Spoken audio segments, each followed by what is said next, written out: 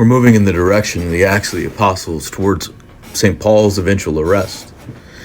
And we see his first time is one of the first times he's been brought before a Roman authority. And the authority here, Gallio, actually acts the way we would have expected Pilate to act in Jerusalem around the trial of Jesus. But he doesn't. The Jewish authorities have brought Paul before Gallio with their own doctrinal dispute.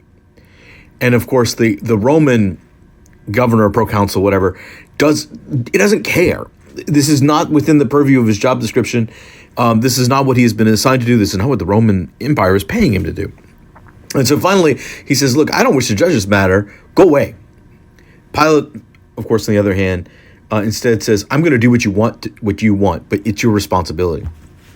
And so, in fact, they did turn and then beat the authority there, in the full view of the proconsul, and he goes, I don't care. And I'm sure St. Paul walked away from this a little disturbed, because the Lord had told him nothing bad is going to happen to you. Well, he didn't promise that nothing bad would happen to the people around him. And so this guy gets beaten and hurt because of St. Paul, but Paul really didn't do anything. And I wonder how they are, that it was impacted the way he went forward, just knowing that not only was he himself always in danger, but maybe he was endangering the people around him.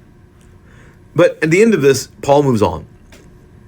Paul is now developing a sort of sense of like not invincibility, but just recognizing that until the goal is accomplished, the Lord is protecting him. And at some point, obviously, we know this as the way the life of Saul Paul played out, that's going to change.